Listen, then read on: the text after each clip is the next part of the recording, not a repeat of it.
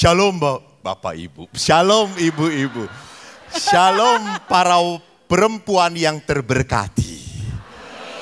Saya pria tulen, namun belum terbukti. Karena tidak perlu dibuktikan, cukup lihat dengan iman saja coy. Saya lahir dan besar di Bandung dari keluarga seorang ayah yang sangat keras sekali, mungkin Anda tahu. Jadi saya pada saat menjadi seorang anak yang terluka dan saya bekerja 22 tahun di rumah retret mendampingi anak-anak yang terluka, maka saya minta ke pimpinan supaya saya studi tentang keluarga di Filipina. Akhirnya itulah modal saya untuk berbicara tentang apa itu hidup berkeluarga. Apakah mudah hidup dengan istri yang sama? Ya toh, kalau istrinya tukar-tukar gampang banget. Tapi kalau istrinya sama adalah sesuatu tantangan. Maka kalau kita berbicara tentang kebahagiaan, sebuah ekspektasi dan realitas, tentu coba saya tanya di sini, siapa yang ekspektasinya semua terpenuhi?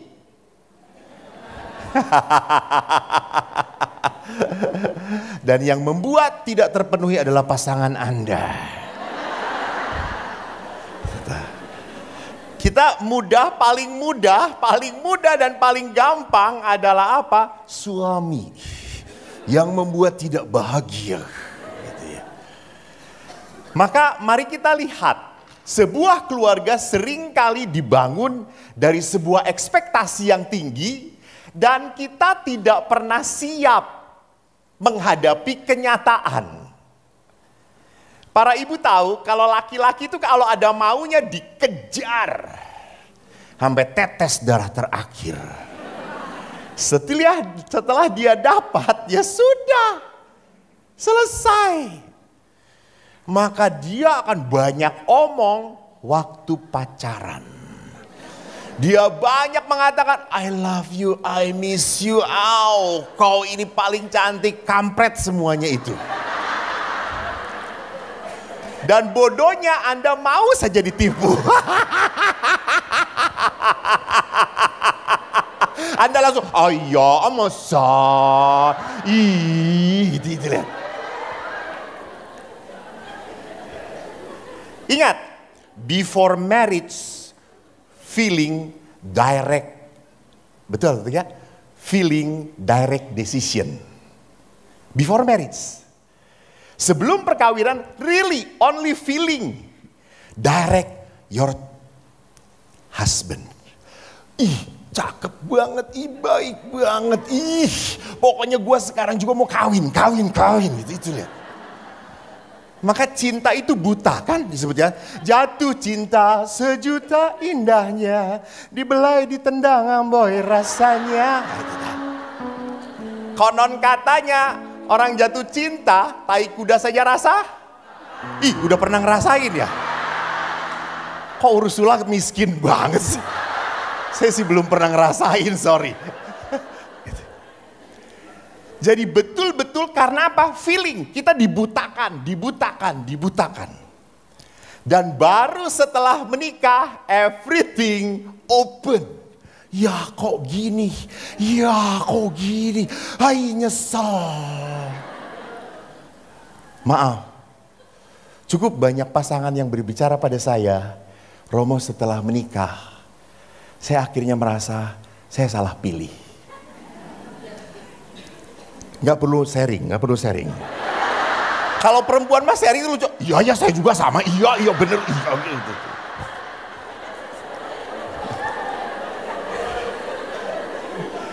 Saya suruh jangan jawab. Iya sama. Akhirnya banyak hal yang membuat kita kaget. Kok kayak gini, kok kayak gitu. Ada apa dengan suami saya? Saya salah ya? Kok jadi kayak gini? Nah, mari kita lihat apa yang membuat ada sebuah perubahan yang terjadi. Pertama kita lihat tidak merasa at home lagi di rumah sendiri. Karena apa? Kata-kata yang muncul dari pasangan seringkali kata-kata yang menyakitkan. Saya tuh butuh banget suami itu support, mendukung. Tetapi seringkali menjatuhkan. Apalagi ibu-ibu harus tahu, pria sangat tidak mau pekerjaannya dilebihi oleh istrinya. Gak mau. Pekerjaan itu hal utama. Itu adalah apa? Pekerjaan itu adalah kehormatannya. Maka kalau ibu-ibu melecehkan pekerjaan suami, itu amat sangat merendahkan. Jadi kalau suami ganti bohlam, dipuji. Jangan, kayak gitu aja ganti bohlam, gampang. Nah itu tuh. Suami nyuci mobil, dipuji. Jangan, tumben nyuci mobil. Gitu aja dicuci gitu ya. Lihat.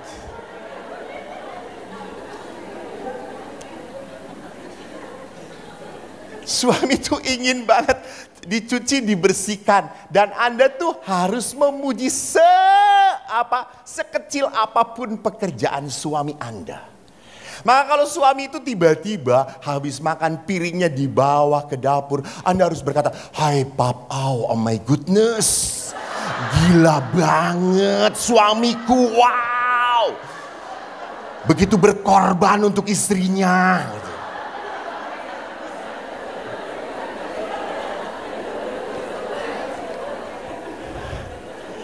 Karena saya satu bulan yang lalu memberi rekoleksi ibu-ibu 450 di Singkawang. Tidak bisa hening saudara-saudara. Lalu senang sekali. Terus saya mengatakan, ibu-ibu sukacita 3 hari 2 malam. Sukacita pastor, betul pastor. Ya, tapi ingat Anda pulang cucian numpuk. Rumah gak beres. Langsung iya gitu ya. Saya tanya pada para suami, kalau Anda melihat rumah berantakan apa perasaannya? Biasa aja. Bagi seorang istri, pekerjaan itu biasa dilakukan. Istri tidak akan pernah disuruh pun akan melakukan. Otomatis. Dia akan otomatis. Saya pernah dengan ibu-ibu jalan saudara-saudara ke rumah makan. Saya kan bapak-bapak kan pada duduk-duduk udah order. Nggak datang-datang, itu ibu-ibu pada berdiri ke dapur langsung gitu ya. Mana yang belum beres? Sendok dia bersihin sendiri dan lipetin sendiri. Sampai yang tukang dagangnya pada berhenti, diem aja begini semuanya. Itu ibu-ibu.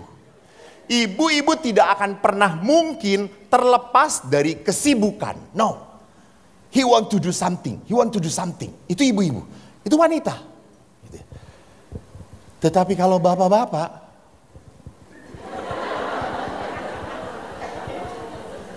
ibu-ibu, saya pernah dengan para pastor dari Bandung mau ke Jogja. 5 pastor. Saya supir. Saya sering nyupir. Dari Bandung baru sampai keluar tol Cileunyi, waktu itu kan belum ke Sumedang, Cileunyi, saya tanya, ada air minum? Nggak ada. Buset, kata saya tuh. Ke Jawa Tengah aja tidak ada air minum. Lalu kita mampir Alfamart, udah kita beli ke Alfamart beli. Anda tahu apa yang dia lakukan? Mereka ambil untuk dirinya sendiri-sendiri. Saya kan di mobil, gua mana? Ya, beli sendiri. Ya Allah, kata saya. That's man, you know. Laki-laki. Saya pernah nyupirin suster. Suster dari Lampung ke Biara Kami, lalu mau ke Garut. Terus saya mengatakan, suster udah supirnya suruh tidur aja. Saya supirin. Romo supirin kami, ya oke enggak apa-apa. Suster diam aja, karena saya tahu jalannya. Supirin, baru 1 jam, kok bau supermi ya kata saya itu. Di belakang itu termos, supermi, semuanya ada. Ya ampun, buka warung coy, kata saya. This woman.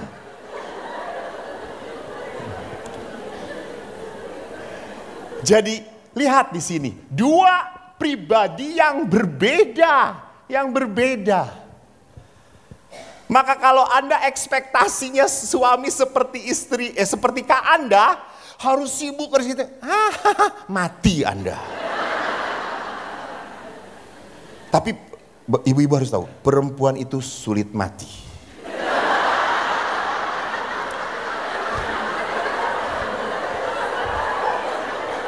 Kenapa? Karena perempuan kan banyak ngomong gitu ya. Tuhan memanggil juga gak kedengeran, ngomong aja terus gitu ya.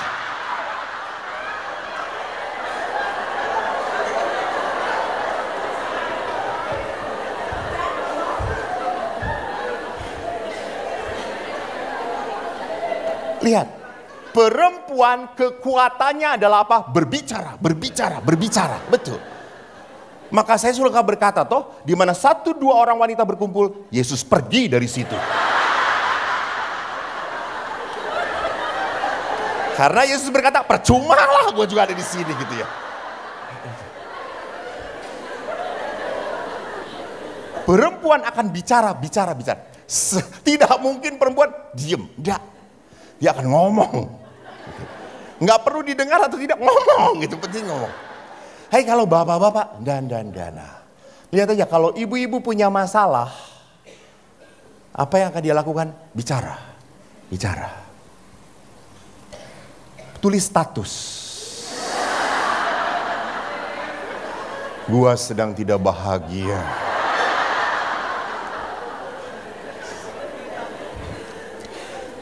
Maka kalau ada umat Jakarta, seorang ibu bermasalah, seluruh Indonesia tahu dari statusnya. Nah bapak-bapak tidak. Dan seorang ibu itu kan kalau bicara sesama ibu tidak mungkin ngomongin orang lain. Nggak mungkin, karena nggak akan rame.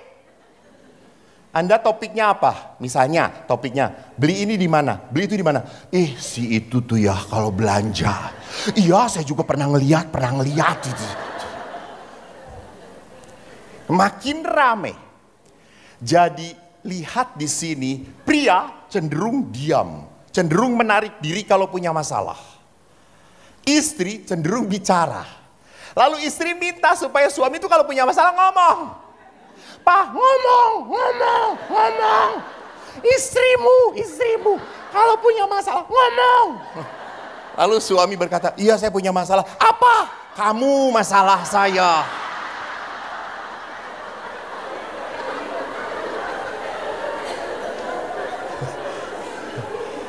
Pernah Anda melihat TikTok toh?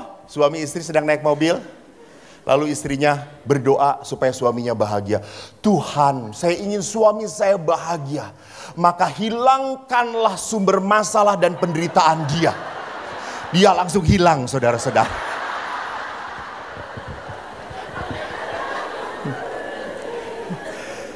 Jadi para ibu yang terkasih, lihat. Seringkali rumah tidak menjadi nyaman lagi.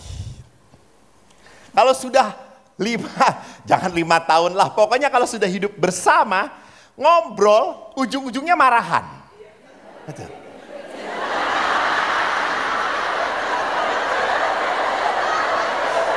Nggak tahan. Iya bener banget.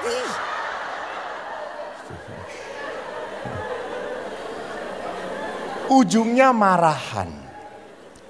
Ibu-ibu ingatlah, di saat suami istri argue dan di saat salah satu pasangan naikin gas, dia itu sudah kalah sebetulnya. Dia itu sudah kalah, dia nggak bisa ngomong apa-apa lagi. Maka naik, apa? Dan wanita kalau begitu langsung, apa? Laki-laki langsung, iya. Jadi rumah merasa menjadi tempat yang akhirnya seringkali suami istri sibuk masing-masing. Maaf, banyak sekali rumah diketemukan bukan home, just only house, terminal. Tempat pulang Dan semua sibuk masing-masing. Saya begitu prihatin waktu saya memberkati satu rumah. Pas saya memberkati kan setiap kamar harus saya berkatin. Lalu pada saat saya masuk satu kamar, ada tempat tidur, istrinya berkata, "Ini kamar saya, pastor." Oh, mungkin dua menjadi satu toh saya, berarti sama-sama. Saya berkati. Saya padahal doanya, semoga suami istri yang bisa bertidur di sini diberkati. Bapak Putra Kudus, amin. Pindah ke sebelahnya. Ini kamar suami saya, pastor.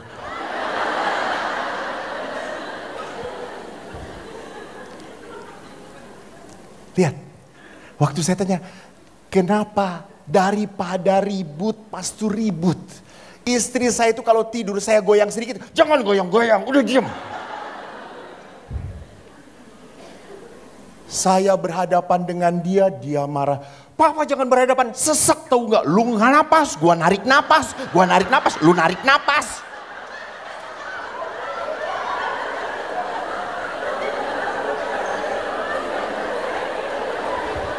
Anda bayangkan, matilah ya.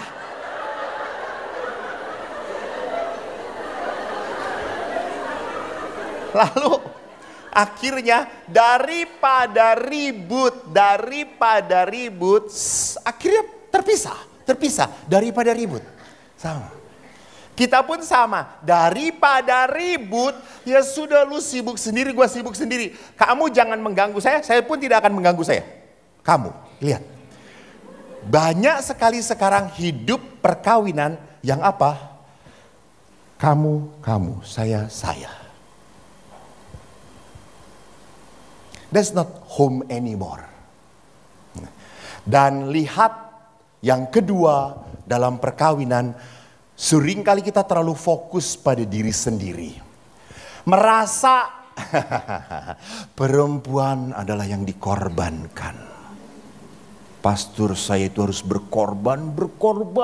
Suami saya itu ampun pastor. Lama-lama budek, botak, keras, ngeselin, jengkelin.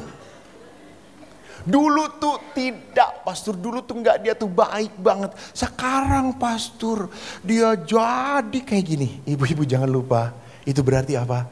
Dia menjadi rusak karena nikah dengan Anda. Jadi perhatikan, akhirnya perkawinan menjadi terfokus pada diri sendiri. Kenapa? Karena Bapak Paus dalam Amoris Laetitia mengatakan itu budaya. Budaya sekarang terlalu menghambakan pada diri sendiri, individual. Yang penting saya bahagia.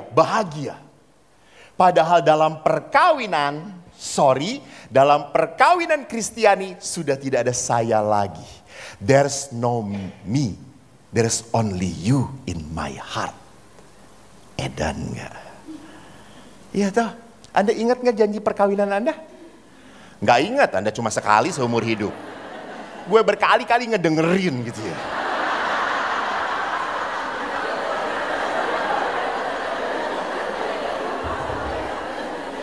Dan kalau udah lihat yang janji itu kan pada terharu tau ya. Saya. Halah. Kata saya tuh.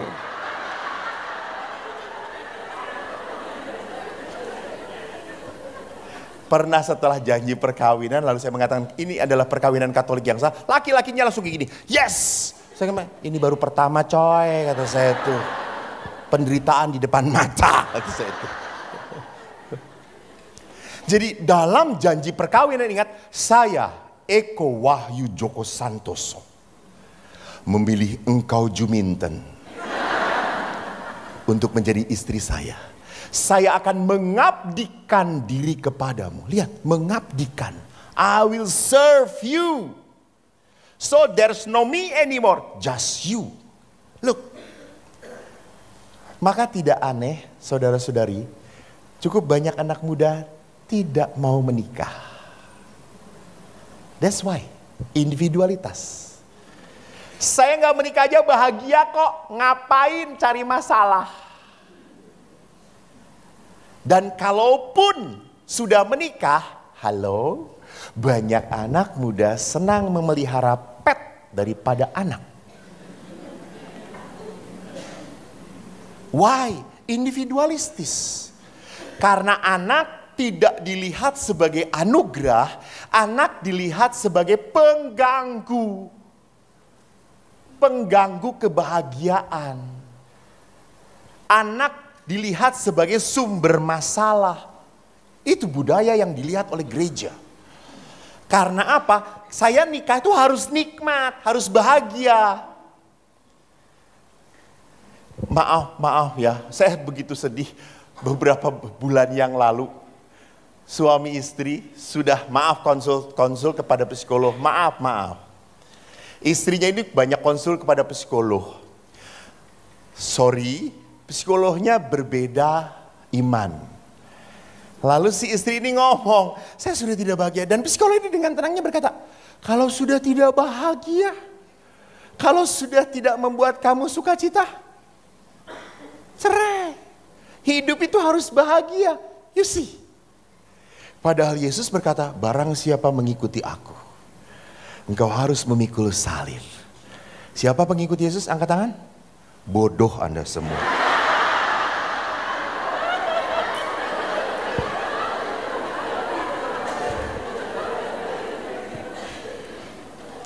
Bagi Yesus bukan kenikmatan. Sorry, Yesus bukan masokis. Bukan pencinta kenikmatan. Tidak. Dia pemikul salib. Nanti saya perlihatkan. Jadi di sini kita bisa melihat kenapa kok makin lama kok anak mau nikah atau tidak menikah sulit banget ya, susah banget ya untuk menentukan. Banyak pasangan yang datang kepada saya selalu mengawali perkawinan dengan kekhawatiran. Nanti kalau nggak cocok gimana ya pastor? Nanti kalau suami saya serong bagaimana? Saya ngomong bunuh. Lu bunuh kalau serong. Habis jengkel kawin aja belum kata saya tuh. Udah ngeributin gitu saya tuh.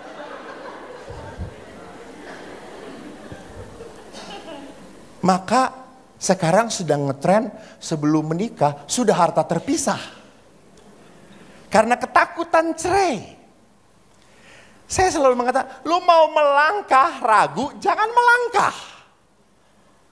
Nah, sudah, kalau mau cari aman, ya jangan kawin, udah. But you will get the pain in your life, apa? Loneliness. Kesepian, kehilangan arti hidup. Justru pada saat Anda menikah, arti hidup Anda sungguh terpenuhi. Ibu saya pulang kerja masih pakai baju bidan. Anak-anaknya langsung loncat ke ibu, langsung dipangku. Ibu, wow. Ibu walaupun capek langsung memeluk dan anakku, edan. Saya rekreasi dengan 4 saudara saya, adik saya kan 3. Kami sama-sama ke Pangandaran. Adik saya 3-tiganya sudah menikah dan sudah punya anak. Di pantai mereka loncat-loncat. Ayah, ibu, aku sendirian. Kok tidak ada yang teriak padaku, ayah. Lalu saya pembantu adik saya ngomong, kamu loncat sana teriak, ayah. Ini saya kasih duit kata saya. Bener loh, Anda sebagai seorang ibu, secapek apapun di saat memeluk anak Anda, kecapean itu hilang. Dan ibu saya itu lihat, waktu saya takut, sedih, menangis, saya selalu cari ibu. Ibu akan gini. Wow. Kalau saya dimarahin ayah mengatakan bodoh. Ibu selalu gini. Rapopo, bahasa Jawa. Ndak apa-apa, anak ibu bodoh ndak apa-apa. Kamu anak ibu. Saya, ya sudah Eko bodoh nggak apa-apa ya bu. Ndak apa-apa. Asal jangan selama-lamanya ya nak.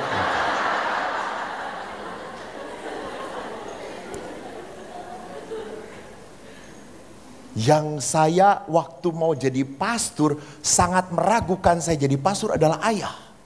Ibu mendukung, ibu selalu mendoakan.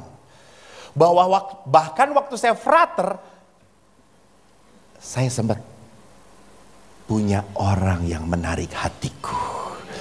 Gua gak mau sebut pacar karena bahaya. Langsung di IG, Eko punya pacar, edan gak kata saya. Dia tertarik, saya agak tertarik. Tenang aja Bu, langsung, oh ya sama-sama tertarik lah ya gitu ya, tenang. Saya sakit, waktu saya sakit ibuku menunggu. Lah perempuan itu datang bawa makanan, ibu tuh langsung gini. Sudah mau menerkam wanita itu gitu dan menghabisinya. Ingat tahu wanita, perempuan itu sampai nggak nyaman. Frater, waktu itu kan saya masih frater. Frater, ini ya dimakan semoga cepat sembuh. Ya, frater saya pulang dulu. Ya, Bu, ibu cuma. Dan makanan itu sebelum saya makan diloncatin sama ibu.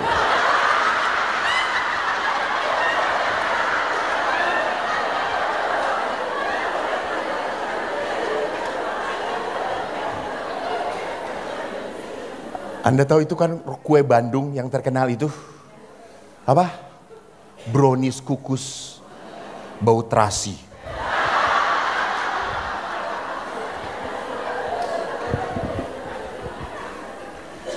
Ibu, that's mom. Tapi karakter karakter bunda makin lama makin berbeda.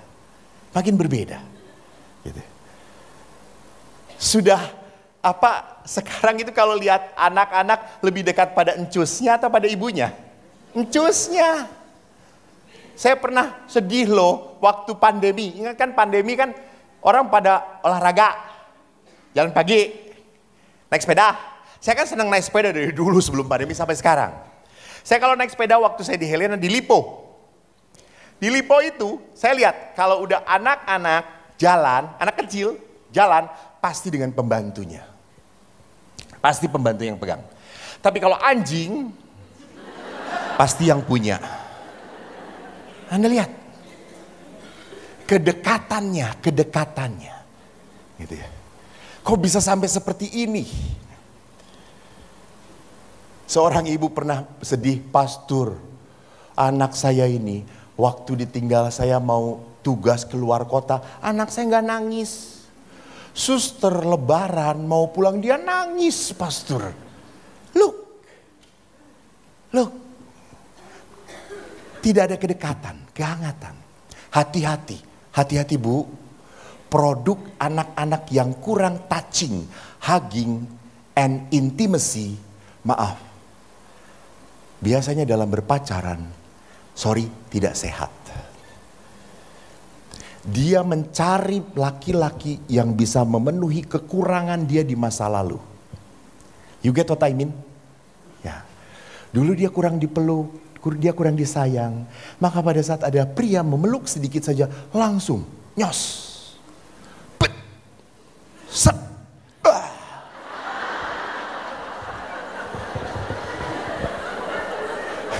Maka saya bicara kemarin kepada anak-anak muda, please anak-anak muda kau pacaran open your heart, not open your leg. Kata saya itu.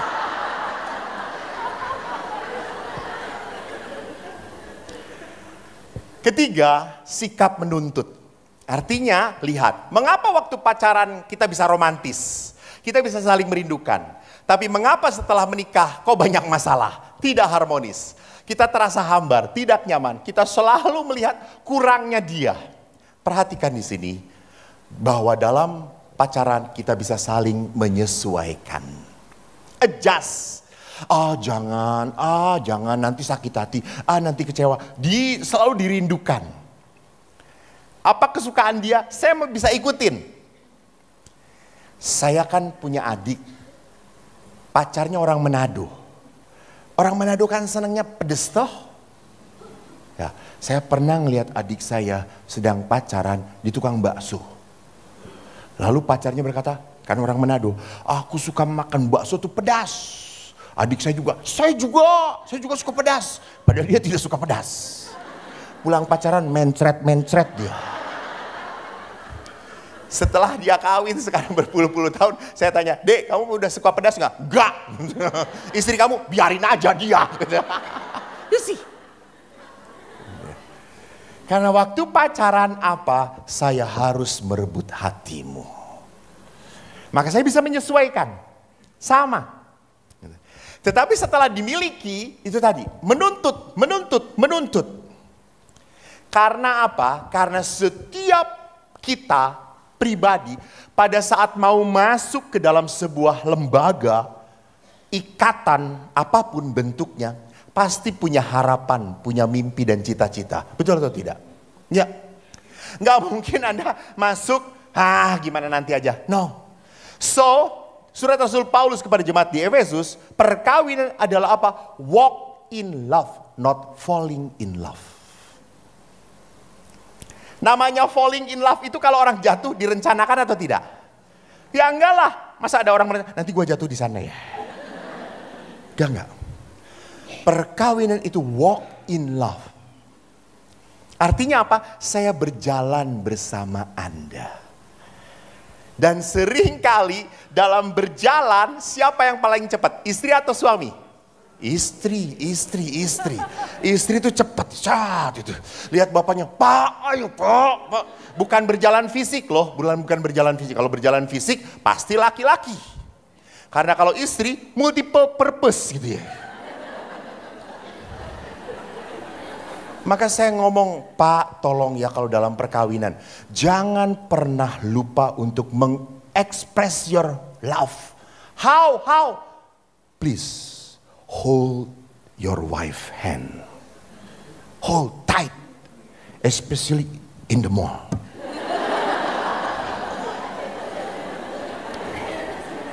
Karena kalau seorang suami mau yamca di misalnya, katakanlah satu restoran Cina. Yamca, iya, suami langsung. Istri, wih bagus, wih sale, wih gitu ya. Jam 7 baru jam 11 sampai sananya saudara-saudara. Jadi perhatikan seringkali di dalam perkawinan kita apa? Menuntut. Harus dimengerti. Lu tuh harus ngerti ya, gua tuh udah banyak ngelakuin. Lu tuh harus ngerti ya, gua tuh udah banyak ngalah. Saya udah banyak ngalah. Saya sudah capek. Look. Itulah yang membuat apa? Akhirnya feel irritated.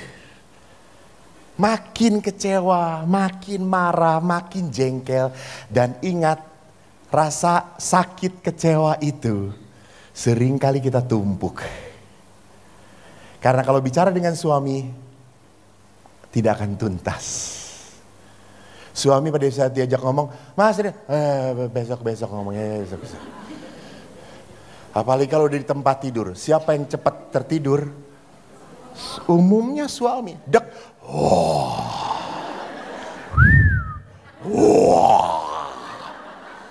Jadi ibu-ibu tolong jangan dibangunkan, jangan. Dia sedang berkomunikasi dengan makhluk-makhluk jahat.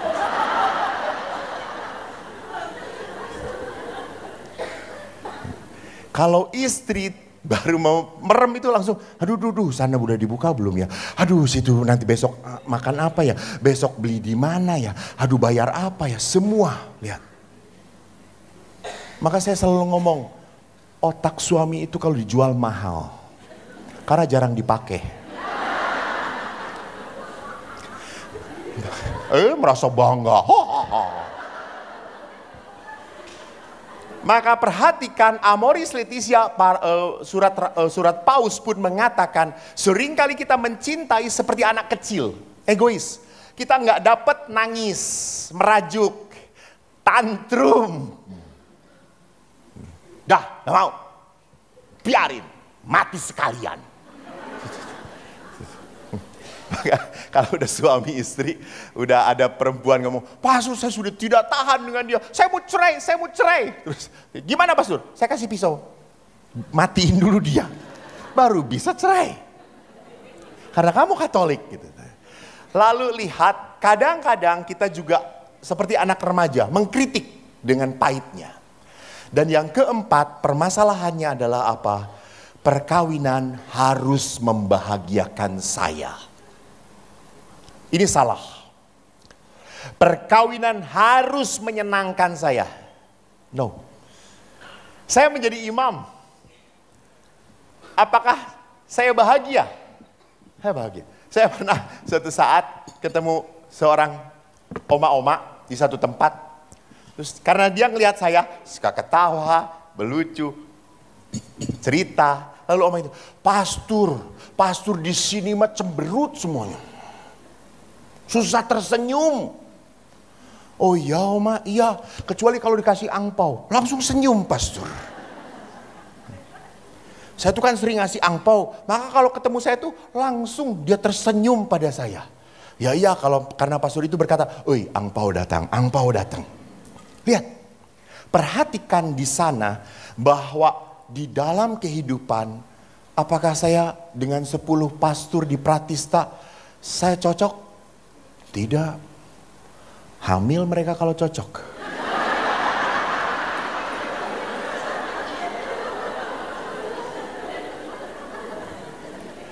Tapi saya apa? Saya menciptakan kebahagiaan bersama mereka. Saya menciptakan kebahagiaan bersama mereka. Saya paling senang ngajak mereka jalan. Kita kemarin ke Pangandaran. Halo Pangandaran. Anda tahu toh, 10 pastor laki semua rekreasi di Pangandaran. Apa yang mereka lakukan? Terus saya ngomong, kenapa nggak Rosario aja gitu ya? Saya tuh bukan orang yang kayak gitu. Saya tuh senang aktivitas.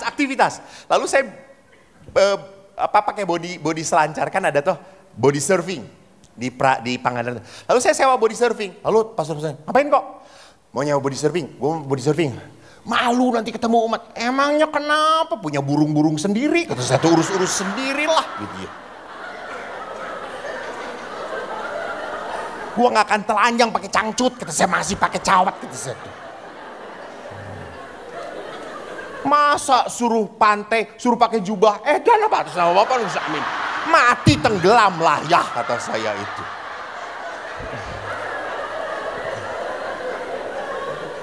Lalu akhirnya saya pakai body surfing, wah seneng ketawa. Lalu yang pastor-pastor yang lain, yang masih muda, ikutan. Wih, enak juga ya koi, sewalah mereka, kita sama-sama. Lalu saya tahu satu pastor ini gak bisa berenang, tapi dia senang. Terus saya ngomong, lu tahu gak, di sini tuh ada Nyi Loro Kidul. Dan Nyi Loro Kidul suka sama orang yang gak nikah. Dia langsung balik lagi.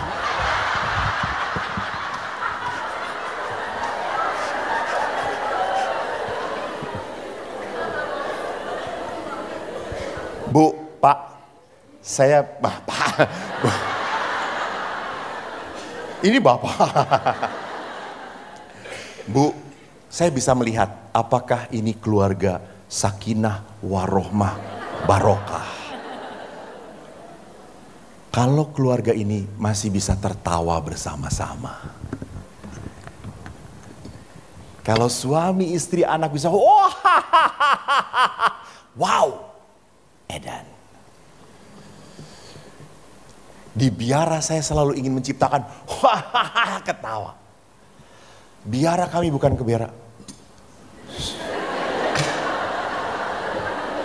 Itu Ursulin.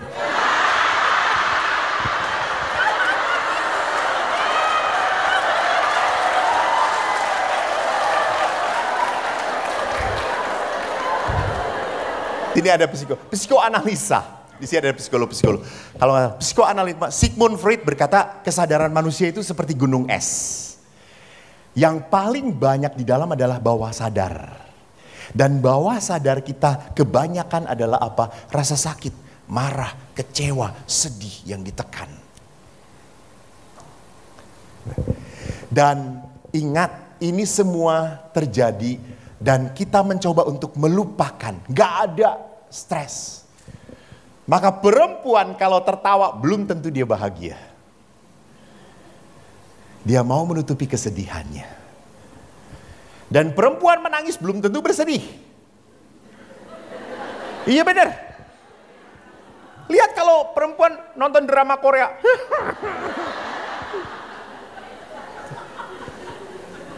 mudah terhanyut, masuk ke dalam. Maka saudaraku, mari kita lihat. Pertanyaannya, kalau kita ingin perkawinan kita, apakah terlalu jauh ekspektasi dan realitasnya? So, kita harus belajar.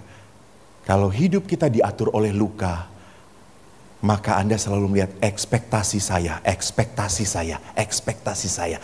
Harapan saya nggak kayak gini, kayak gini, nggak kayak gini. Kawin dengan kamu tuh nggak kayak gini, nggak kayak gini banget. Anda hidup dalam luka. Dan maaf ibu-ibu, saya katakan di sini, luka, kecewa, marah, kalau sampai mengontrol Anda dan Anda tidak bisa melepaskan, sorry, itu sudah bukan masalah psikologis lagi, itu setan, iblis yang sudah ngatur Anda. Iblis, Anda diberi kuasa kok untuk melepaskan, Anda diberi kuasa kok untuk membebaskan, tapi Anda tidak mau. Banyak orang yang bahagia dengan penderitaannya. Coba lihat kalau udah kalau kumpul, wih saya tuh kayak gini susah banget kayak gini, susah di anak-anak nyebelin, nggak bisa diatur, setelah besar nggak mau ngedengerin, nggak mau ngormatin, apalagi anak saya. Lihat, semua sharing itu adalah sharing penderitaan. Nah saudaraku, mari kita lihat apakah hidup kita diatur oleh luka atau oleh roh Allah.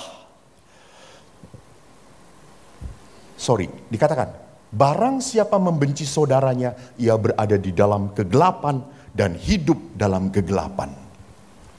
Maka Roh Kudus, mari kita mencoba untuk pimpinlah keluargaku. Ini poin-poin terakhir. Yesus berdoa pada Bapaknya sebelum menghadapi penderitaan. Lihat, bukan pada saat menderita. Ya, di Taman Getsemani, ingat? Yesus sudah memangku salib atau belum? Belum. Yesus berkata kepada para murid, berdoalah dan berjagalah, sebab kuatkan. Maka pada saat suami Anda menyebalkan, ucapkan salam Maria kalau ketemu dia. Jadi Anda ketemu, salam Maria penuh rahmat, Tuhan sertamu. Terpujilah engkau di antara wanita. Nah, daripada Anda memaki-maki,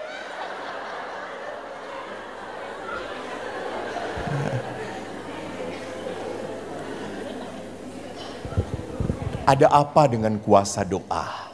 Ini saya suka sekali. Pertama, doa membuat Roh Kudus menuntun kita supaya mendengarkan Tuhan daripada penderitaan dan kekecewaan kita. Bu, ibu punya penderitaan? Sama. Coba siapa yang menderita, yang tidak menderita, angkat tangan. Anda lebih baik masuk rumah sakit jiwa saja. Orang gila gak menderita loh. Ya betul. Gak akan menderita. Yang menderita yang di sekitarnya, betul. Gak. Suster ada di sini toh. Saya pikir udah pergi suster.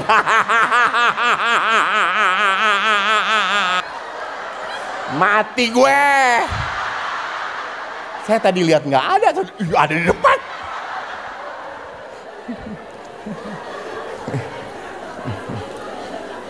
Jadi ibu-ibu jangan pernah berkata saya menderita. No. Allah itu ingin memberkati Anda, bukan membuat Anda menderita. No, nggak ada Tuhan yang mau membuat kita menderita. Kata-kata Yesus jelas, marilah kepadaku kalian semua yang letih berbeban berat, aku akan memberikan. You see, Allah tidak mengatakan aku akan memberikan pain, beban pada kamu. No, aku akan memberikan kelegaan. Jadi maaf ya ibu-ibu, kalau hidup Anda menderita bukan karena Tuhan. Sorry. Atas nama Tuhan ku ucapkan itu. Karena Anda yang mau menderita.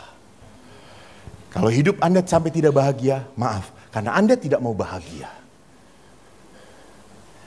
Jadi Roh Kudus, doa itu membuat kita makin mendengarkan Tuhan. Tidak makin mendengarkan kecewaan.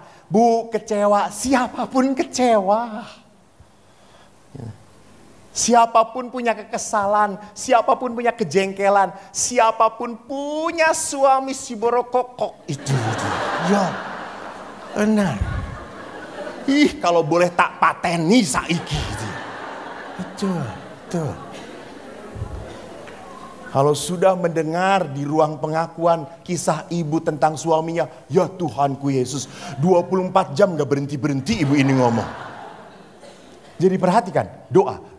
2, doa supaya kita tidak berlaku di luar karakter kita. Ibu itu baik. Ibu itu baik. Tapi kalau Anda akhirnya dikecewakan, disakiti, seringkali kita akhirnya menjadi apa? Seperti binatang. Aksi reaksi. Dia menyakitin, gua juga bisa. Dia pukul, gue juga bisa pukul. Dia punya selingkuhan, gue satu bus, gue selingkuhin. Itu berlaku di luar karakter kita. Yang ketiga, doa membuat kita berani membuka hati dan menutup mulut. Karena seringkali kalau kita kesel, jengkel, kita membuka mulut dan menutup hati.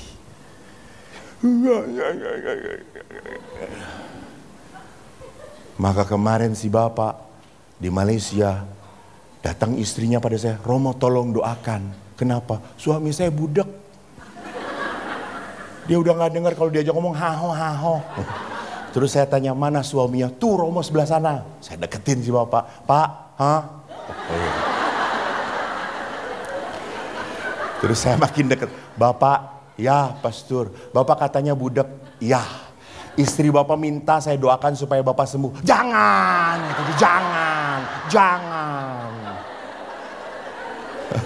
Jangan pak, jangan. Lalu akhirnya, tapi kita harus berdoa pak supaya istri bapak tahu bahwa saya sedang mendoakan. Iya. Tuhan terima kasih. Kau beri anugerah budak pada bapak ini. Lalu bapak itu berkata, amin. Terakhir, doa bukan bertujuan mengubah pasangan. Karena Anda mau berdoa sampai jengking, seluruh uskup dan paus disuruh mendoakan suami Anda. Suami Anda tetap plola-plolo, plelal-plele gitu. Nah, doa bertujuan apa? Untuk mengubah cara kita merespon, menanggapi kekecewaan atau rasa sakit yang kita alami. Jadi saya lebih pinter, saya lebih soft, saya lebih berbelas kasih. Lu nyakitin gue, saya akan ampuni. Saya mengampuni bukan karena kamu sudah berubah. Saya mengampuni kamu karena saya ingin bahagia. Tuhan memberkati. Thank you. Terima kasih Romo Eko. Monggo diminum dulu, Mo. Silahkan. Ibu bapak kita akan istirahat, ibu-ibu kita akan istirahat. Tapi saya sedikit ya apa yang disampaikan Mo Eko sebentar saja, bahwa hargailah pasangan kita, kalau perlu beri pujian dia. Kemudian buat pasangan kita merasa at home, not only at house.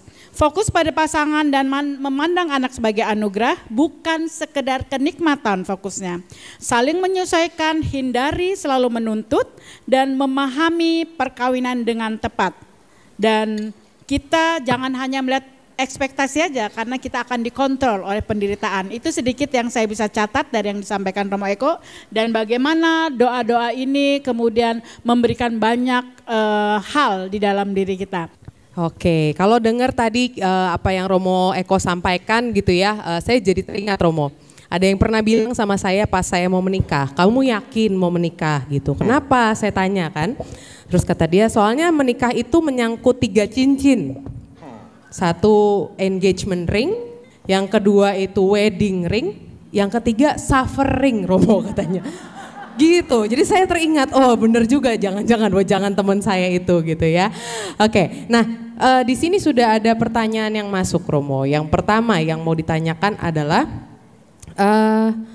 gimana nih Romo, tadi kan katanya kita perlu memproses kekecewaan dan sebagainya gitu ya, supaya tidak kemudian menumpuk dan membuat kita jadi nggak membuat pasangan kita juga merasa at home gitu ya. Nah, gimana caranya kalau sudah diproses kekecewaannya, sudah berdoa gitu ya, tapi lantas suami itu berubah ke arah yang negatif, entah itu menjadi ateis atau malah menjadi narsis gitu ya, atau justru suami selalu membela keluarganya sendiri, cuma mau dengerin keluarganya dia, Romo, nggak mau mendengarkan apa yang kita sebagai istri sampaikan. Mungkin itu pertanyaan pertama, boleh dijawab dulu gitu, Romo? Oke, silakan. Baik, saya berdiri ya, saya senang boleh, berdiri. Iya boleh, silakan Romo, silakan. Makanya saya tinggi. Jadi pertanyaannya menarik, saya sudah memproses dan Bapak Ibu, maaf, walaupun luka sudah diproses, bukan berarti saya tidak bisa terluka lagi. Tidak ada orang yang terbebas dari luka, tidak ada. Setiap saat kita bertemu dengan orang, kenapa terluka? Karena manusia tidak sempurna. Maka selalu akan ada hal-hal yang tidak berkenan, menyakitkan, menjengkelkan. Lalu, saya sudah memproses luka, kok suami saya malah semakin ngawur, ngaco. Pertama, saya ingatkan bahwa perkawinan itu membawa kita pada kekudusan. Kekudusan. Dan kudus dalam bahasa Inggris adalah holy, tetapi dalam bahasa Latin sanctus. Maka kan ada lagu toh, Sanctus, Sanctus Dominus Deus Sabaoth, kuduslah Tuhan. Sanctus, sanctus ini artinya kudus. Dan di dalam bahasa Inggris kita tahu ada satu kata yang namanya sacrifice. Sacrifice. Apa artinya? Indonesianya? Pengorbanan. Anda tahu sacrifice itu akar katanya dari sanctus. Jadi pengorbanan itu adalah jalan kekudusan. Maka kalau di dalam perkawinan, tujuan perkawinan adalah saling menguduskan demi kekudusan, maka jangan pernah lupa bahwa kelemahan pasangan, kekurangan pasangan adalah alat untuk menguduskan kita. Kalau Anda punya pasangan baik saja, malaikat tidak pernah punya masalah dan tidak pernah membuat masalah, maka apa? Anda tidak akan pernah teruji. Tadi kan saya beristirahat bersama panitia. Lalu panitia itu ngobrol, lucu. Pastor, 8-10 tahun tuh banyak perkawinan ribut terus. Ingin cerai lah, ingin itulah, 8-10 tahun. Tapi kalau sudah di atas 10 tahun, kita nggak ribut lagi. Kenapa? Bukan tidak punya masalah, bohwat.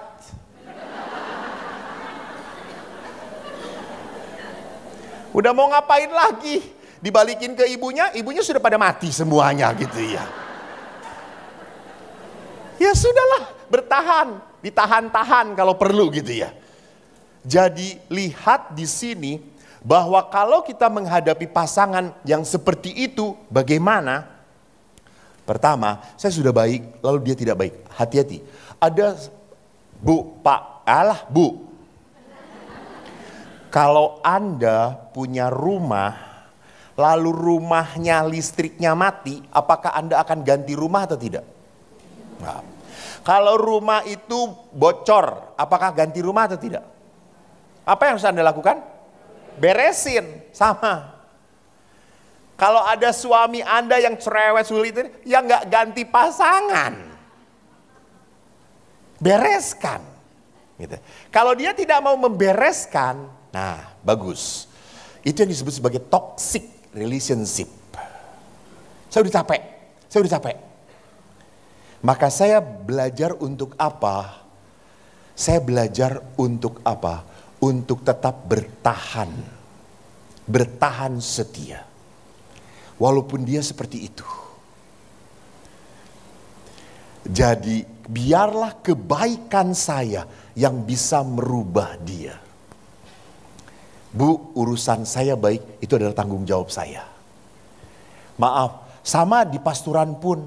Saya tuh kalau kemana-mana, saya tuh selalu ingin bawa oleh-oleh. Karena saya ingin teman-teman saya tuh menikmati, saya pergi menikmati oleh-oleh. Dan setelah saya bawa oleh-oleh, kayak kemarin dari Jogja bawa oleh-oleh. Apakah mereka say thank you? No. Never. Mereka tanya, apa itu kok? Oleh-oleh? Oh. Udah. Tahu-tahu besoknya habis aja. Ya sudah. Walaupun saya bawa oleh-oleh, apakah pastor yang lain bawa oleh-oleh? Tidak. Lalu saya kapok? Enggak. Saya mau baik. Saya mau bahagia, menikmati suasana bahagia dengan saudara saya yang 10 ini. Ya ini yang saya lakukan. Di saat mereka tidak berubah, mereka tidak menjadi baik, ya sudah. Ya sudah, bukan tanggung jawab saya. Bu, apakah Yesus bisa mengubah Yudas Iskariot? Apakah Yudas Iskariot diusir dari komunitas Yesus? Tidak. Dibiarkan. Akhirnya Yudas Iskariot bunuh diri. Biarkan suami Anda, akhirnya juga.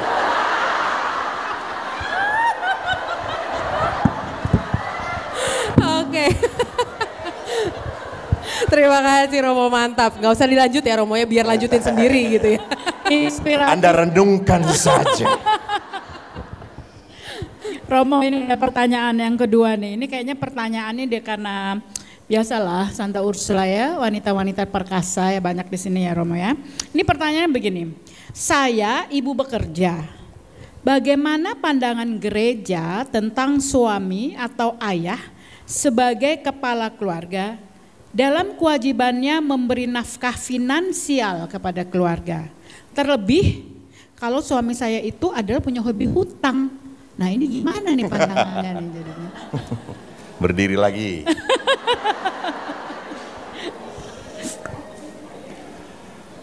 Bu, Anda jangan mengatakan suami kepala keluarga, Anda leher keluarga. Kepala nggak akan nengok kalau leher nggak nengok. Yang mengatur umumnya adalah siapa? Anda jawab sendiri. Gitu. Jadi kalau itulah emansipasi gitu ya. Jadi gereja tidak pernah mengatakan bahwa harus laki-laki yang bekerja. Enggak. Ingat, di dalam kitab perjanjian lama, kitab Kejadian, Allah menciptakan Hawa sebagai penolong yang sepadan. So kalau sepadan itu bisa komplementer. Mengerti nggak? Bisa saling menggantikan. Sering kali terjadi istri lebih pintar cari duit daripada bapak-bapak. Betul. Gesit. Kalau saya itu kalau disuruh memberi sesuatu seminar dan ibu-ibu yang minta, gantung diri saya ini. Benar. Romo tanggal ini bisa nggak? Nggak bisa. Ya sudah, Romo bisanya tanggal berapa? Ya Allah, kata saya itu. Tapi kalau bapak-bapak kemarin tadi udah 2 WA, ini nggak bisa, ini nggak bisa. Oh ya sudah, terima kasih ya Romo. Semoga suatu saat kita bisa. Terima kasih Pak, ini yang gua suka gitu kalau beres dengan bapak, close case. Nah, saya pernah ke warung. Yang jaganya kadang-kadang bapaknya, kadang-kadang ibunya. Lalu kalau saya datang ke warung itu, saya pernah datang mau beli baterai. Kok ada nggak ini baterai alkalin A2 kok? Nggak ada. Adanya Predi. Alkalin ada nggak kok? Nggak ada. Toko lain. Sudah selesai. Istrinya jaga, saya datang, saya cobain. Cik, ada nggak baterai ini? Apa itu alkalin ya? Kalau alkalin nggak jual, Freddy itu lebih bagus loh Pak. Berkualitasnya gitu. Kalau kalian itu cuma boneka, Freddy mobil dipakai di mana-mana Pak. Freddy itu lebih bagus, terkenal Pak. Ini bagus, lebih murah lagi, lebih murah. Akhirnya saya beli karena gak enak hati tuh di udah semua. Saya pernah kagum dengan salah seorang pasangan suami istri dari anggota CFM, Komunitas Family Ministry. Suaminya ngomong, Romo, istri saya adalah pekerja. Saya bekerja di rumah tangga. Betul. Istrinya bekerja. Suaminya gak malu, dia yang nyapu, dia yang masak. Dan memang dia pintar masak, enak. Pernah suatu saat ibunya itu mau ngasih surprise, masak dia. Langsung semua anggota keluarga sakit perut.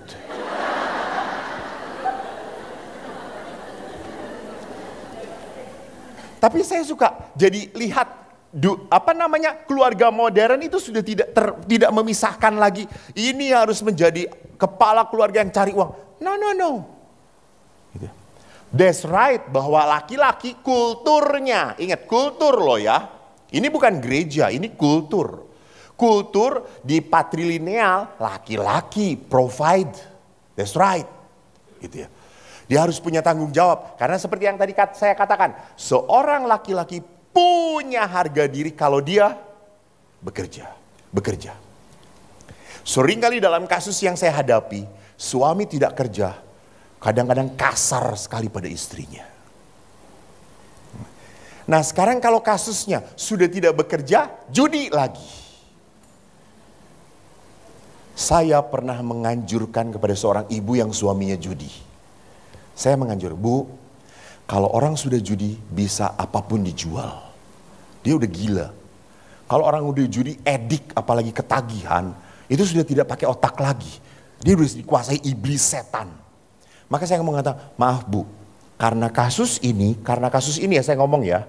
Karena kasus ini ibu tolong, ibu masih punya 2 anak yang harus sekolah. Maka ibu simpen uang dengan nama sendiri atau anak dan tidak perlu diketahui suami. Karena kalau kayak seperti itu buka-bukaan habis. Gitu ya. Jadi di sini perlunya sesuatu kebijaksanaan. Gitu ya. Betul bahwa kan harus terbuka. Ya terbuka kalau suami nggak sinting. Kalau suami sinting dan ngawur, hancur semuanya. Gitu ya. Maka di sini perlu kita minta tuntunan Roh Kudus. Benar enggak Tuhan apa yang saya lakukan ini? Terima kasih.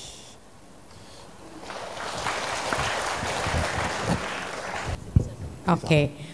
Nah mungkin saya mau gali sedikit dulu ya Romo ya. Tadi kan minta tuntunan Roh Kudus, benar gak yang kita lakukan gitu. Nah tadi kan Romo yang bilang katanya kalau perempuan banyakan bicara, kadang-kadang Tuhan ngomong kita gak dengar gitu ya Romo ya. Nah cara bedainnya ini memang Tuhan atau Roh Kudus yang bicara sama kita atau bukan tuh gimana? Ya, apakah ini dari Roh Kudus atau tidak? Yang paling mudah adalah kalau ini suara Tuhan selalu menuntut pengorbanan. Pertama. Dan yang kedua, buahnya damai, sukacita, kasih, pengampunan. Oke. Jadi itu 2 hal. Ya. Pertama, selalu menuntut berkorban kalau suara Roh Kudus, suara Allah. Yang kedua dari buahnya. Oke, berarti setelah kita memutuskan itu di sini rasanya ada kedamaian, sukacita gitu ya Romo ya. Benar. Oke, baik. Nah kita lanjut ke pertanyaan berikutnya Romo. Pertanyaan berikutnya, ini posisinya sebagai anak Romo yang bertanya gitu ya. Bagaimana sikap saya sebagai anak di tengah orang tua yang ingin bercerai dan selalu saling menyalahkan. Gitu. Anaknya pengennya kan keluarganya tetap bersatu. Nah gimana caranya? Pertanyaannya gitu Romo. Ya, saya punya kasus kayak gitu. Jadi kalau udah tua dia mau cerai, biarin. Nggak akan cerai, nggak akan. Cuma ngomong doang. Karena mereka hanya mau saling diperhatikan oleh anak-anaknya. Sebetulnya ini adalah apa? Adalah cara mereka untuk diperhatikan oleh anak-anaknya. Jadi jangan dianggap serius. Mama mau cerai, emang mau hidup dengan siapa? Lalu Anda jadi, no. Itu adalah attract, cara menarik dia supaya anak-anak memperhatikan. Anda ingat film itu? Tika, apa sih yang Batak itu? Ngeri-ngeri sedap. Iya benar. Benar-benar. Yang pulang ke tanah Batak, Iya, yang suami istrinya mau cerai itu, itu kasusnya. Ngeri-ngeri sedap, betul, ngeri-ngeri sedap. Itu kasusnya gitu ya. Jadi di kasus-kasus tertentu sering kali, kenapa? Karena mereka ingin diperhatikan. Mereka tidak sungguh. Karena kalau sudah tua mau cerai, mau ngapain? Gitu ya. Tidak ada yang tidak ada sesuatu yang, kecuali kalau mereka memang argue betul gitu ya, saling menyakiti. Nah itu beda. Gitu. Kalau sudah saling menyakiti, sudah saling tidak bisa hidup lagi betul-betul, berarti memang mereka bukan cerai. Take distance aja dulu, nggak perlu pakai surat cerai. Ambil jarak saja, udah sudah tua kok. Satu di mana namanya? Satu di Cipinang, satu lagi di Nusa Kambangan. Ambil saudara. Artinya ngambil jarak supaya mereka gitu ya. Supaya mereka merasakan pengalaman merindukan. Benar, merindu. Kan? Saya pernah seminar di Malaysia. Lalu ada seorang oma opa. Itu usianya sudah hampir mencapai 80. Masih ikut seminar, keren. Lalu saya tanya istrinya, Bu, Oma, apa yang membuat Oma bahagia? Pastor, tapi pakai bahasanya Melayu ya. Saya pakai bahasa Indonesia nggak bisa. Pastor, saya bahagia sekali. Suami saya pernah ngomong, Ma, kamu jangan mati duluan ya. Saya kalau mati duluan sedih. Saya tidak ada yang melayani. Kamu tuh istri yang baik. Kamu selalu tahu apa yang saya butuhkan. Saya tuh gak bisa hidup tanpa kamu. Terus saya datangin engkongnya. Kong pernah ngomong gitu? Iya pastor. Ya memang istri saya baik pastor. Baik sekali. Terus saya tanya. Kong apa dalam hidup engkong yang paling membahagiakan? Saya bahagia Romo pada saat istri saya ngurus cucu 3 bulan.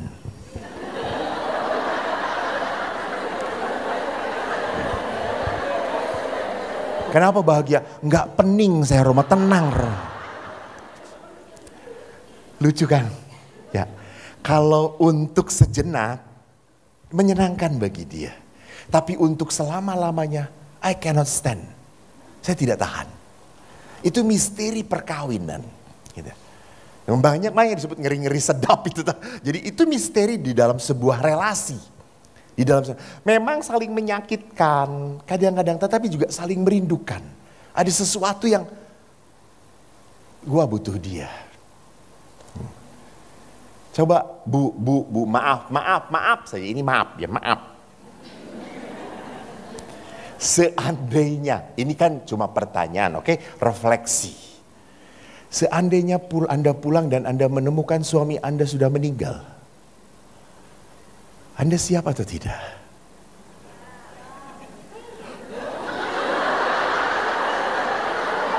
Beda lulusan Ursula sama beda. Siap.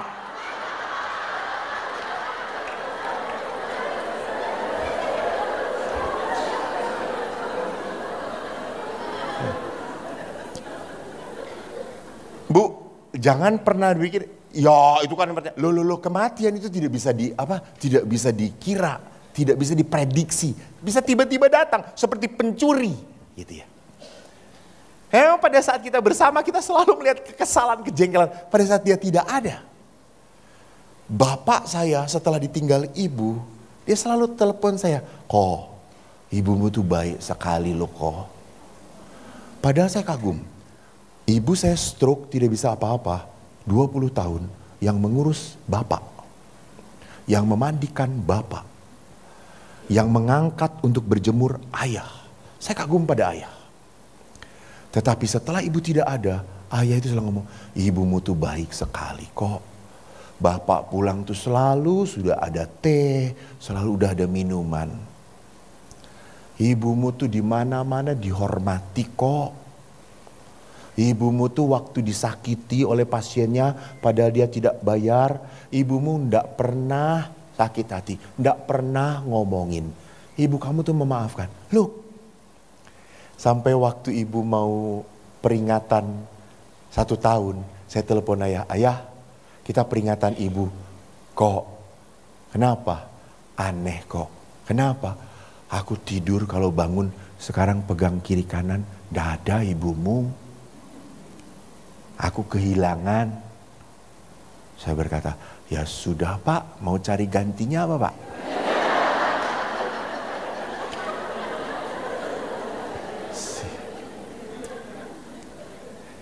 Bu, lebih sedih kehilangan orang tua atau pasangan hidup? Udah jangan bingung, strict saja jawabnya. Pasangan orang tua, pasangan orang tua. Umumnya, ini yang umum, karena Ursula itu kan gak umum tuh ya, aneh-aneh gitu ya tuh.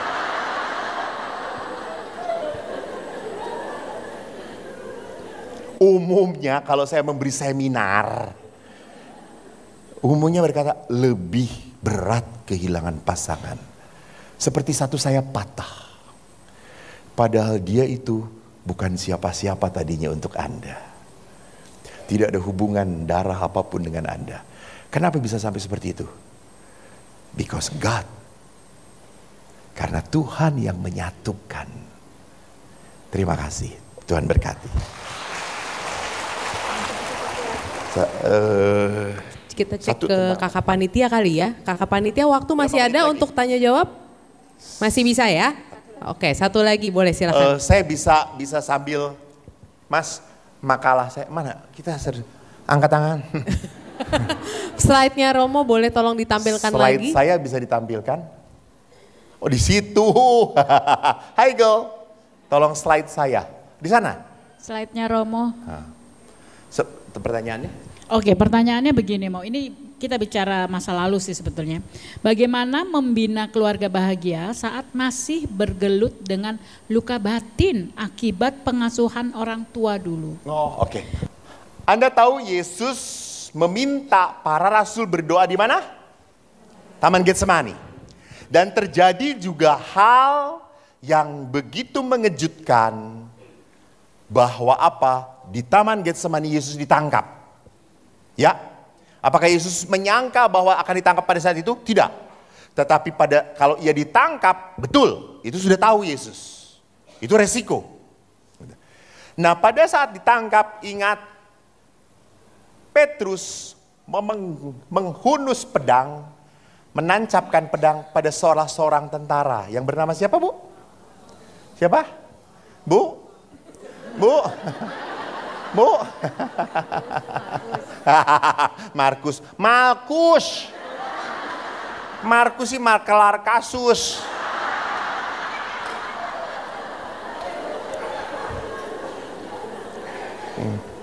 Dan waktu itu Yesus menghardik Petrus, sarungkan pedangmu.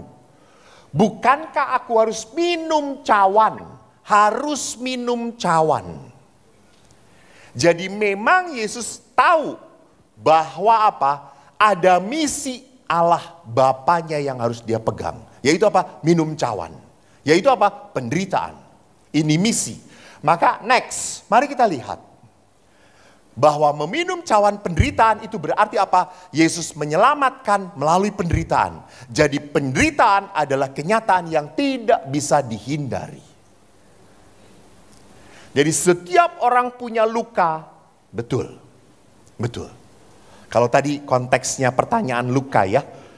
Setiap orang punya luka, ya. Dan luka itu harus diproses. Memaafkan itu gampang mengucapkan. Tetapi pada saat saya harus memberikan, apalagi memaafkannya kepada orang yang punya hubungan dekat dengan Anda. Apalagi harus memberikan kepada orang yang Anda sayangin. Itu lebih berat. Bu, sudah punya suami? Sudah. Kalau saya misalnya saya menyinggung hati ibu, jengkel. Ibu dan suami pun sama melakukan, menyinggung ibu. Lebih mudah memaafkan siapa? Saya atau suami? Kepada suami. Kalau suami. Ini gue bisa stroke kayak gini. Gue udah jalan, bagaimana mama?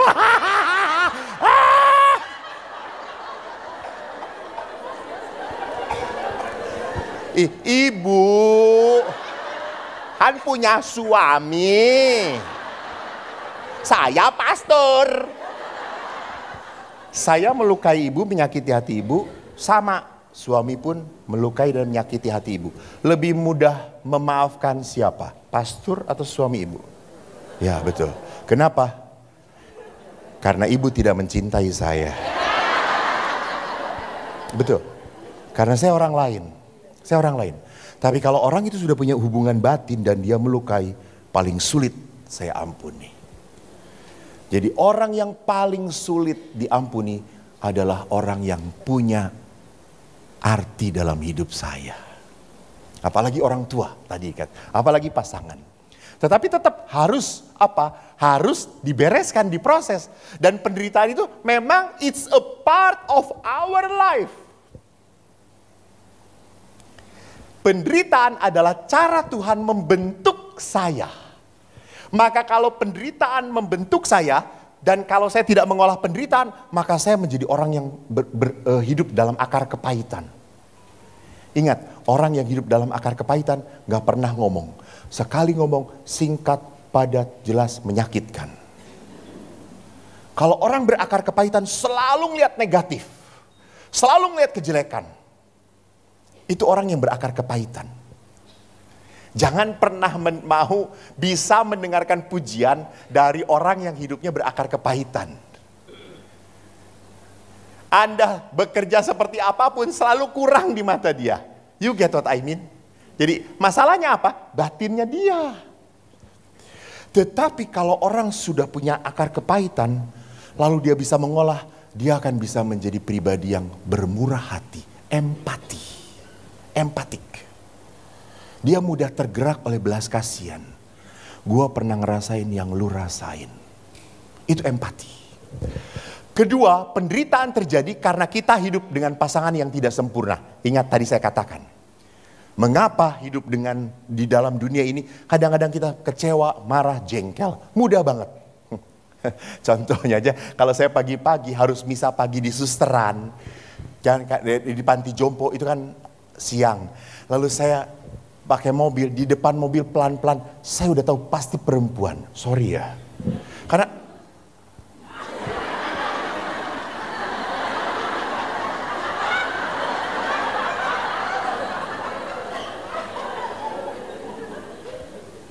di mobil gitu. Dan si ibu itu pas saat dilihat, kita hidup di dunia yang tidak sempurna. Ada next. Ketiga, penderitaan bukan alasan untuk melarikan diri. Justru pada saat Anda menderita, undanglah Roh Kudus. Undanglah Tuhan. Ingat, Bu, Pak, doa punya kekuatan sejak zaman para nabi. Percaya atau tidak? Ya. So, kalau Anda percaya dengan kekuatan doa, berdoalah. Berdoalah. That is the most powerful in our life is just prayer. Doa. Tetapi pada saat doa jangan doa, kok gak jadi-jadi ya? Kok gak terbukti ya? Ingat, dengan Tuhan itu gak bisa. You see and you believe. Salah. Iman itu you believe and you will see. You believe and you will see. That is faith. Itu iman. Yang keempat, saya nggak mau membahas ini. Ini yang mau next. Nah, maka kalau penderitaan sudah tidak bisa tertahankan, ingat. Waktu Yesus memikul salib, Yesus meminta tolong pada seseorang yang bernama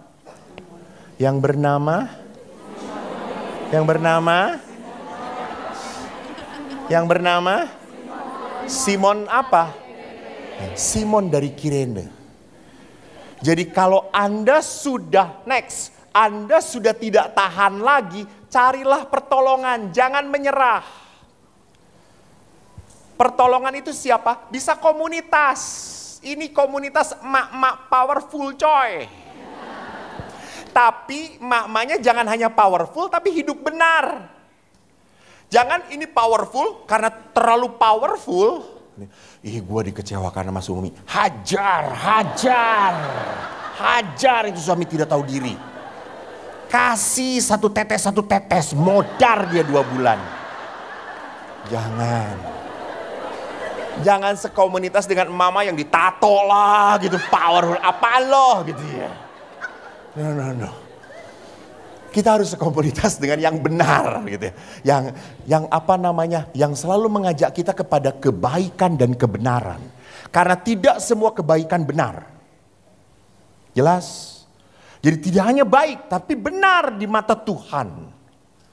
Ini baik untuk tetapi tidak benar, berarti nggak akan membuat Anda damai. Tadi dari buahnya itu.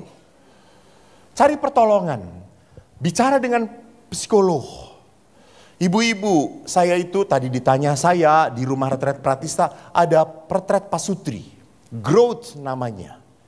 Jadi kami mengadakan retret 3 hari 2 malam. Ibu Selva ini pernah ikut ya. Waktu retret Ibu Henny juga pernah ikut. Retret growth ini. Jadi yang mendampingi tidak hanya saya, tapi ada psikolog. Saya ingin lihat perkawinan itu tidak hanya dari spiritual, tapi juga dari segi psikologis. Dan psikolognya dengan latar belakang Kristiani. Sehingga menasehatinya benar. Tidak hanya baik. Tapi benar sesuai dengan iman kepercayaan kita. Anda kalau mau tahu buka web kami. Next. Cari pertolongan jangan menyerah. Next. Itu sudah ada.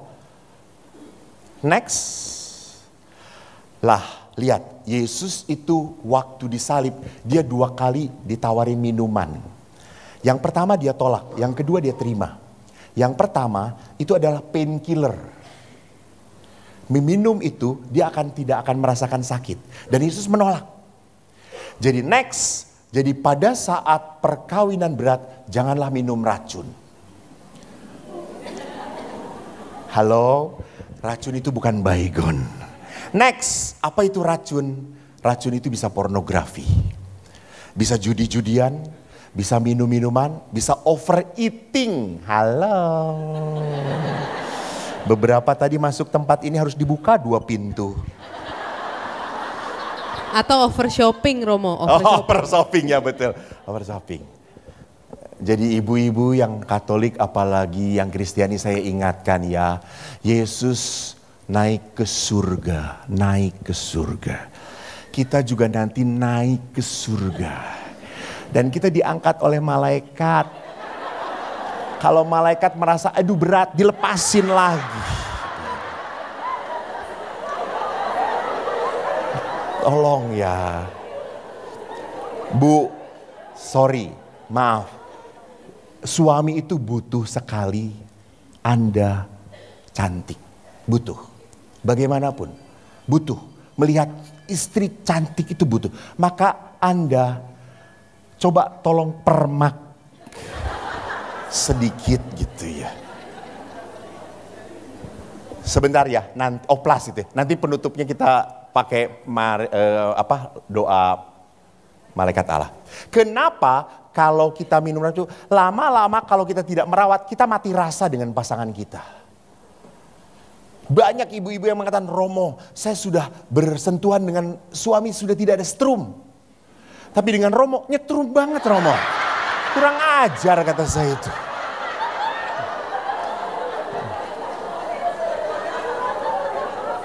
Kan saya selalu ngomong, umumnya suami istri kalau hidup bersama-sama lama-lama, wajahnya makin sama, makin mirip, betul. Yang menjadi masalah kalau istri menjadi mirip dengan pastor paroki.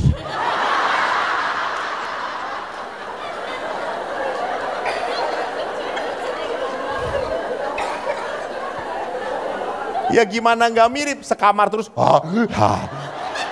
Tarik napas sama terus gitu ya. Next. Yesus berkata tentang pengampunan.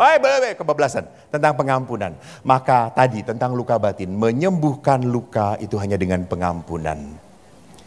Mengampuni bukan karena kita baik. Atau bagi pertobatan suami saya tadi. Tetapi kita mengampuni karena kita tidak mau hidup dirusak, dihancurkan oleh luka orang lain. Ingat, suami Anda pun mungkin banyak luka. So many unresolved issue. Banyak masalah batin dia yang belum dibereskan. Maka pada saat ia menjadi suami, dia otomatis keluar dia kemarahannya, kejengkelannya, kekecewaannya. Meledak-ledak.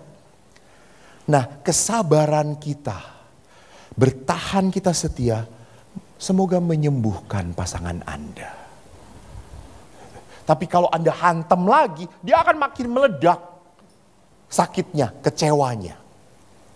Next, Bapak Paus mengatakan hal yang sama. Ini saya suka banget. Tidak ada keluarga yang sempurna.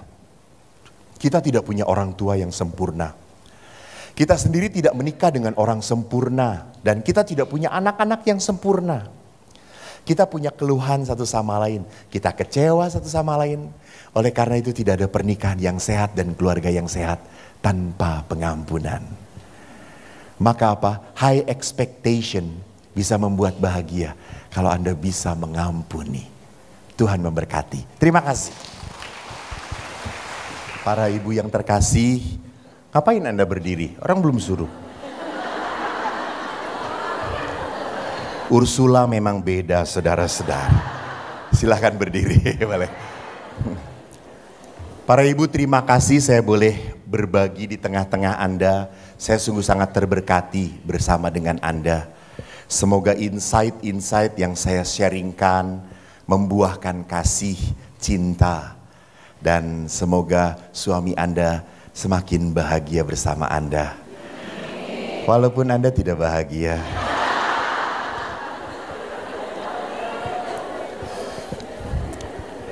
Mari kita berdoa. Dalam nama Bapa dan Putra dan Roh Kudus. Maria diberi kabar oleh malaikat Tuhan bahwa ia akan mengandung dari Roh Kudus.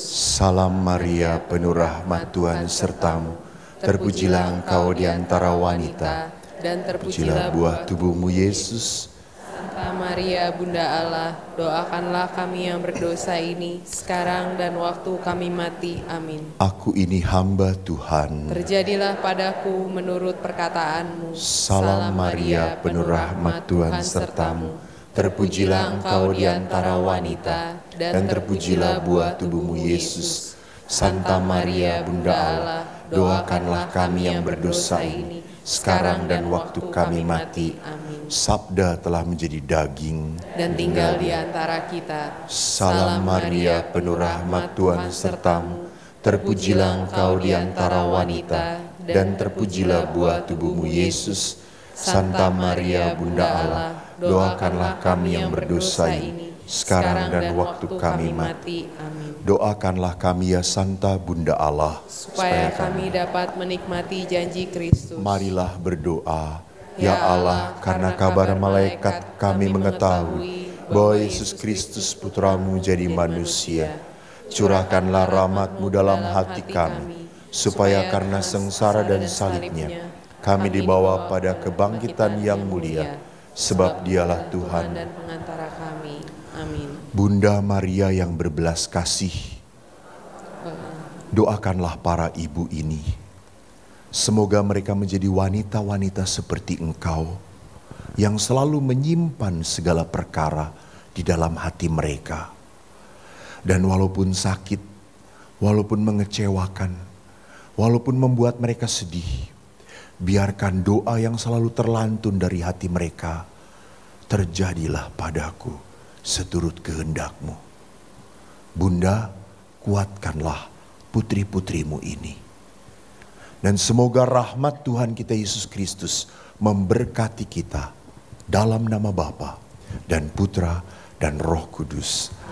Shalom, Tuhan memberkati. Terima kasih. Terima kasih Romo.